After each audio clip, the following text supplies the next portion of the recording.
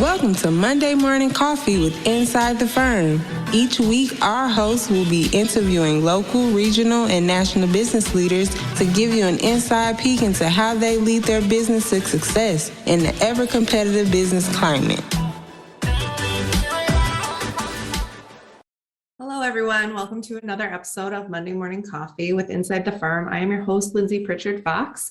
Today, my interview is with Rebecca De Cicco, who joined me for the recent Envision virtual conference presented by Enscape. It was a great event, so I hope you enjoy our discussion. Hello, everyone. I am Lindsay Pritchard Fox, founder of Tiber Built. And today I'm so excited because Rebecca De Cicco, who is the global chair and founder of Women in BIM, is with me. Rebecca is also the principal of digital enablement for Archon. I'm so excited that we're doing this. Welcome. There's so much to get started with, but why don't you give a little background into how you got where you are? Yeah, sure. So I guess on the professional front, I've always been very interested in, technology, and having a degree in architecture, I always found that, there was always these kind of digital tools that were able to enforce, greater productivity. And it was something that I was very interested in very early in my career as an architect. And I moved into a variety of different roles across different architectural practices. And eventually I found myself in the UK, spent almost 10 years in the UK. And that's where I think I very much matured as a professional, moving into the BIM world over there with the kind of the heavy mandate for BIM, and moved into, I guess, more of a kind of senior role in the practices that I worked with. But then I saw a great opportunity for the industry on two fronts. Firstly, the creation, obviously, of Women in BIM, which was in 2012. So we're almost at 10 years next year, which is very exciting. And really the reason for, I guess, putting that group together to begin with was there was just a lack of industry support when it came to, women in, I guess, digital construction roles, not just in the UK, but on a global front. And I thought it was a great opportunity to bring people together to support women in these roles and to encourage young women to enter careers in construction, because much of the data suggested that, we are very much at a skills shortage in BIM across the world. But around the same time, I also started my own business, my consultancy, Digital Node. And Digital Node was very much a response to the lack of practical support when it came to BIM technology, BIM process, BIM guidance for clients or owners, and even obviously education and training, which fundamentally became one of the, I guess, the key components to the business offering. More recently, in the last 6 months, and I've just hit 6 months, Digital Node were acquired by the engineering and advisory organization Archon, who very much have brought us in to, I guess, grow the digital enablement offering within the business. And my role was very much, I guess, as a leader in that space, working internally to upskill our people and also offering wider services to industry across Asia Pacific, which is really exciting. So it's a new challenge for me, and I'm really obviously excited to be a part of it. Well, congrats on all of that, Thank you. groundbreaking type things that you got going on. That transitions kind of perfectly into the idea of, so you have building information modeling. How is it that we're going to be able to use building information modeling to inform early concept design? And that was sort of like the origin of my involvement with Envision and Enscape, which was not only connecting early conceptual design, but really engaging the owners that are involved in projects and how to I mean, I love that you're, direct principal of digital and enablement, because that's kind of the whole purpose here. So when you're working, if you put your architect hat on and you're working in early concept design development, is that something that you utilized building information modeling to, fast track, move through the process faster? Yeah, and I think, one of the things that really stood out for me early in my career was the enabling technologies that supported the BIM process effectively, and looking at how some of those technologies can very much inform how we understand the design process, how we communicate with different disciplines, and really having informed buildings. I worked on buildings predominantly, and now I've moved into, I guess, the wider kind of built environment. But certainly when it came to using the different technologies to support the BIM process early on in the design stage, I found that, we were able to push through, much quicker on design changes, on, again, understanding the physical nature of the way that the building functions, and really informing the client, on how we can actually use the asset, how the asset can be used in its physical reality, because that's really, what it was about. So for us, and again, with all the exciting stuff that I did early in my career, using, digital technologies like Revit and, 3D Studio Max and all those sorts of, fun tools back then, it was very much having just, clear visibility really for both the teams that we worked with and clients. And that was what sort of my driving force. So my entry into the AEC was anything but conventional. So I started out as I had to run my own large scale renovation addition project. And I got to the other side of it and I said, I feel like everybody was imagining things differently. Like they were looking at the 2D documents that I had for, for build out and construction documents. And there was a lot of imagination involved. And to have each member of the team being able to read these the PDFs that were coming into my project, I'm like, well, how do I know that everybody's kind of imagining this the same way? Because there are some metrics out there that are talking about how 93% of owners don't understand construction documents. And I think when you're in a room, especially in like a larger scale commercial project, like nobody wants to be the one in the room saying, wait, I don't understand how those systems are going together. Can we stop and explain it? Sure. So seeking to find solutions to those pain points drove me into interior design, construction management, and eventually into building information modeling. And where we have advanced is how accessible the real-time rendering softwares make the building information modeling process to the entire team.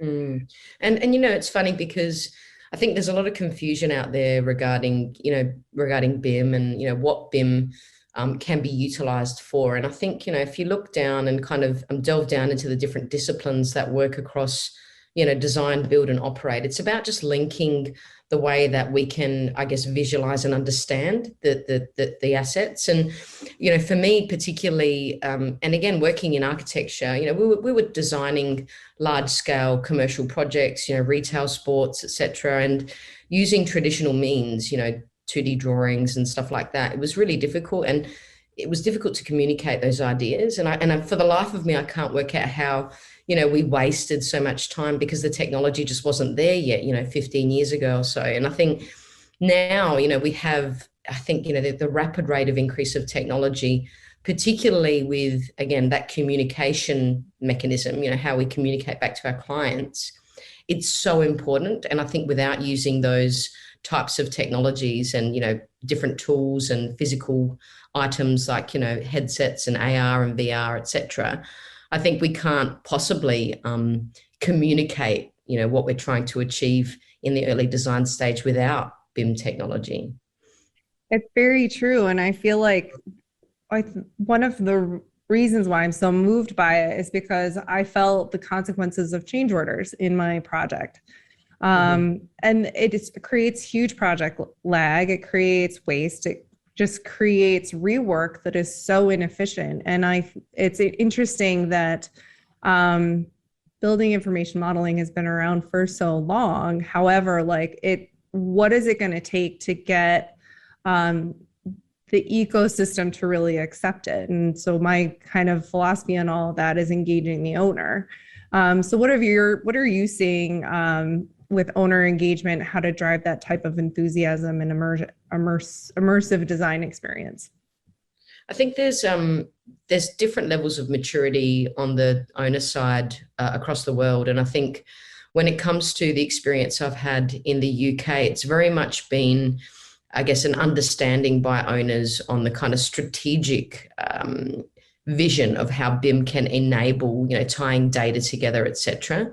So on that front, it's been really easy to communicate, the clients and the owners in the UK. But having said that, in less mature regions like Australia and Asia, I think using some of the technologies to almost kind of, draw them in effectively, to allow them to understand how the technology can support a data-driven approach is really the way that we're starting to position our conversations with clients. Because now, for me, especially in the role that I sit within Oricon, it's very much a strategic role, looking at, what is the, current condition of the client or the owner in terms of the way that they design, build, and operate their assets, and then how can we enable them to understand, I guess, the positive impact of BIM. So I guess it depends on the client or the owner that you're working with, but certainly using technology as a communication tool is a good way to draw them in to start with. And I think there's a wider conversation around, the information requirements that they need and looking at industry standards to support that. But certainly there is, I think, a strong pull when we come to looking at the technology and how that can enable the process. Yeah, and I found this great study that was done by McGraw-Hill and the Smart Market report that talked about, how the enthusiasm of owners for BIM is just kind of really taking off. And I feel like there's some percentages in here that talk about, like 85% of project stakeholders are seeing a return on their investment, like a really good ROI. And to the point where some owners, even in the US, have stopped measuring, because it's not really like, it's just comprehensively so much better that the effort that they're going to catalog all of those benefits is kind of like, well, no, we like this, we're going to commit to it. And that's new, right? I mean, I was just going to say, I think there's a strong appetite now for utilizing the BIM process with enabling technologies because of the fact that the construction industry very much lagged behind, manufacturing and aerospace and other industries that were much more forward thinking and adopting technologies in a way that enabled that profitability, enabled that link to accessing data at the right time, for the right purpose. So I think the construction industry very much is now starting to acknowledge the impact of kind of that digital enablement piece, because there is no choice, and owners are actually seeing the value because they understand the way that technology impacts other elements of the way that they utilize their information. So I think it's really interesting because the ROI debate that we used to have that debate in the UK early on in the BIM process, in the BIM process in the UK because of the mandate over there. But I think that conversation is being had less and less. So it is really, it's really exciting time to be involved in construction, I think.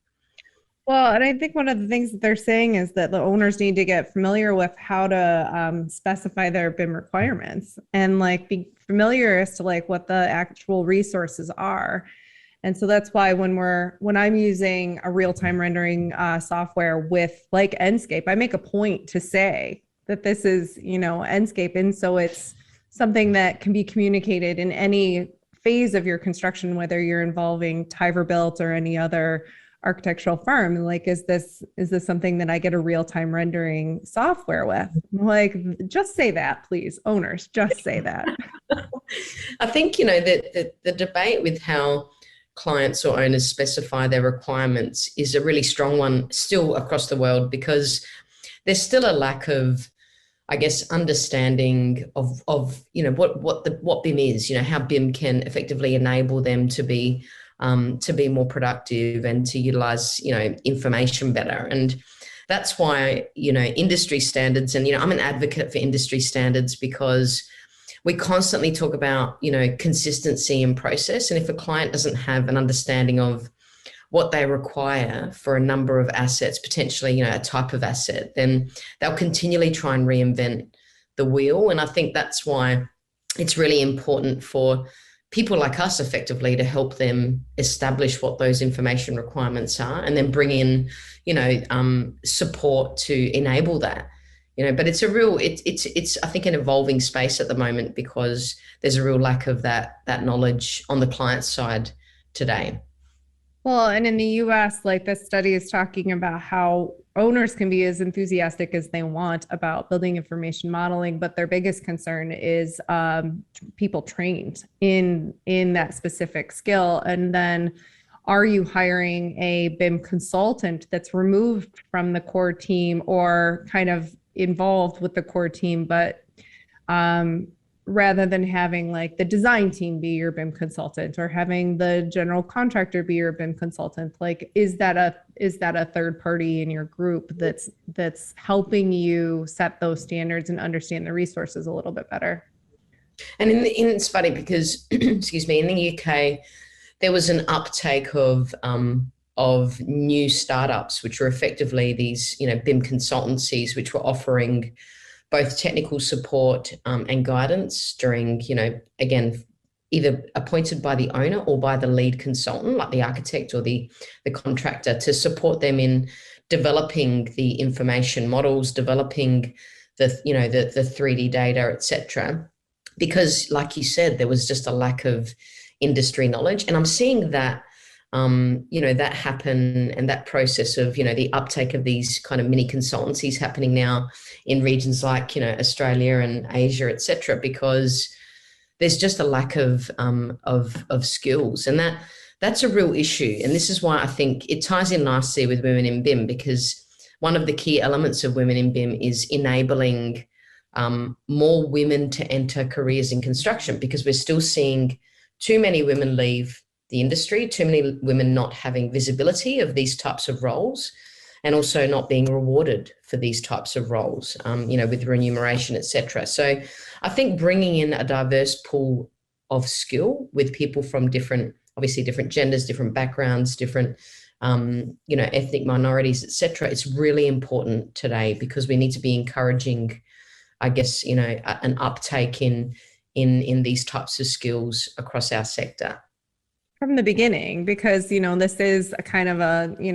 burgeoning market for I have an architect, I have a contractor, I have trade contractors.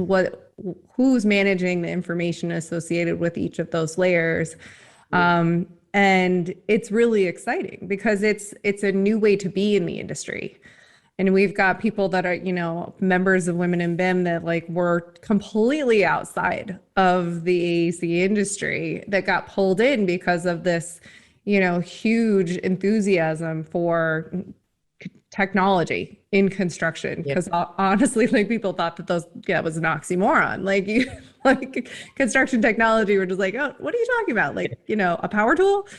So that's exciting to me, is that you're actually pulling in from entirely different sectors and getting, oh wait, yeah, this is cool, let's do this.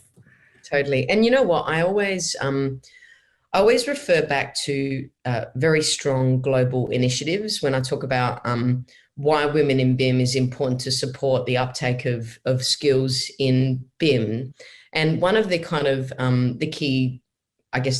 of the key draw cards for me is looking at what is the, what's the World Economic Forum saying? What are the United Nations Sustainability Goals to support the future of our world? And the built environment is effectively, an enormous part of our economies and our growth and the structure of our world. And one of the key sustainability goals is gender equality, and not just gender equality in regions where, obviously that's a real issue, but gender equality across all sectors to enable growth. And this is, again, why groups like this are so important, because they effectively link into some of these kind of larger global initiatives, which, I think, and I think about it often, I think, if we didn't exist, it would be a real problem, because, there needs to be something driving the uptake of women in these roles, across the world. And like I've mentioned to you before, Lindsay, there's,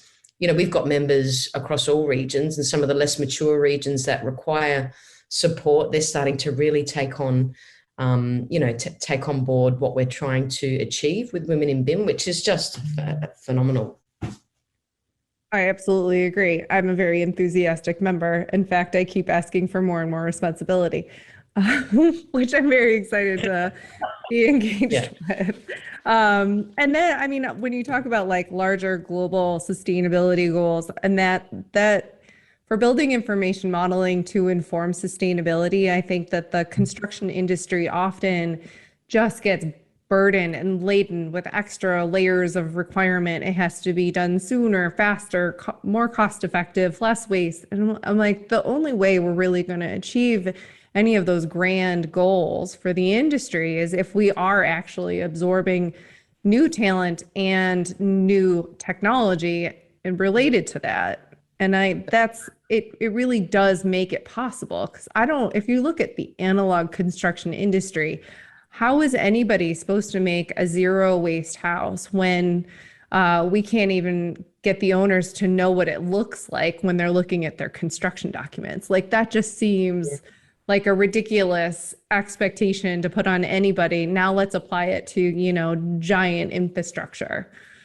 Totally. And, it's funny because of the lack of or the inability for the ease of global trade for materials and and services, based on the fact that we're in a very different world at the moment. I think BIM for sustainability is becoming an increasingly important conversation to asset owners, because they need to locally source skills, products, etc. And I think that's where we're seeing again a strong uptake in BIM and BIM-enabled processes via, in the last few years, based on the impact of COVID and the inability to, to trade as well as we were able to in the past.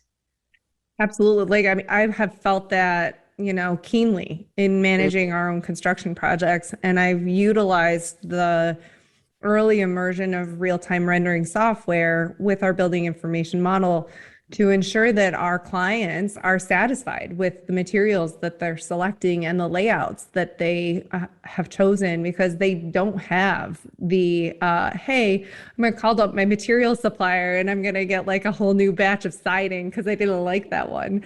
And I'm like, yeah, no, definitely cannot do that. Like, you've got an 8-week lead time on this material. Let's be really sure about it. Definitely. And I think, as you keep saying, with having a clear understanding of the way that a material functions, using, like obviously the visibility of those materials on a building particularly, is really important. But what is the information, behind that material? How will that material age? How is it maintained, et cetera, et cetera? And they're the sort of conversations, again, we're having now more regularly, which is really a really exciting time, I think. I mean, yes, it is an exciting time, and I'm glad to be part of it. I feel like there was early conversation and enthusiasm for building information modeling that died off because there was like, oh, here's this cool new toy. And then like, oh, wait, this toy doesn't play with any other toys. So what are we doing in this industry to make sure that a building information modeling is our model is cohesive, shareable? Like, what's the standard language around that? And I feel like you've been integral in that development. Yeah, and I think, using, again, because we often talk now, and really I've moved away, slightly from the delivery side, because, obviously early in my career, it was very much about delivering buildings and using technology to deliver buildings. But now it's about informing some of the young emerging architects and engineers about the impact of the BIM technology, and how obviously the BIM process can help them, work. It can help them achieve greater results. It can help them communicate more effectively between each other, especially emerging professionals, emerging engineers, and, like I said, architects, young people that are really very passionate about using technology to support the process. And that's, if you circle back to like the era of your, architectural experience, and you had talked about the cumbersome nature of communicating your design ideas. And I mean, I've experienced that because I, came into the industry late. I did the interior design program. I did construction management. Um, it's a huge point of frustration to be able to have the good tools that are enabled to show very often that as designers we can be anticipate need better than the owner even could imagine. But how are we Definitely. able to display that? And I think there's, I remember working very early in my career, working in I guess 2D software and developing ideas in 2D software. But I always linked it back to, like I said, creating a visual representation of form and materiality, etc., which was really just for that visual connectivity. Looking at the way that a form can be created that then ultimately then links into the way the building becomes a reality. For me, that was so exciting. I mean, I did all of my work in my final year of university on how the technology can, and how some of the technological tools can enable the design process, and using design tools to support, that I guess molding of form and, form shaping and all that exciting stuff back then. And that was really, I think pivotal for me in my career, because when I first started out in industry, I thought, hang on a minute, what's going on here? Why aren't we utilizing some of these exciting tools, that are populating our industry now? And again, this was 20 years ago. So I'm just, I was baffled by that. But certainly for me particularly, even just using, AutoCAD and drafting, I was always very meticulous in the way that I utilized those digital tools. So that kind of, I guess, just linked into the way that I developed my BIM, my BIM passion, and then using BIM enabled tools and the 3D, 3D technologies, etc. So it all just blended into kind of the evolution, I guess, of where I am today. And I think that's what we need to be teaching young people really, is about how the technology can support your day-to-day work, how the BIM process can support the way that you utilize those tools, and then, obviously work with other people. Absolutely. And then the ability to just move through those phases so much faster because you've got the visualization that the entire team doesn't have to imagine it. Like it's actually there in that kind of VR experience. It's just very powerful, and it's something that that I use every day, and that I am very excited that it could be a single source. And I think that's where I had a huge issue, is that I could have anybody draw me a picture of a 3D perspective of a space, saying, oh, let's look at our construction documents. Let me sketch what that room is supposed to look like. But I actually felt like that devalued our project quite a bit, because you could sketch anything you wanted. Whereas the single source environment, which is, I think, really pushed into the market, is that you do get that it's derived directly from the same file that's going to be used for your construction documents. Yeah, definitely.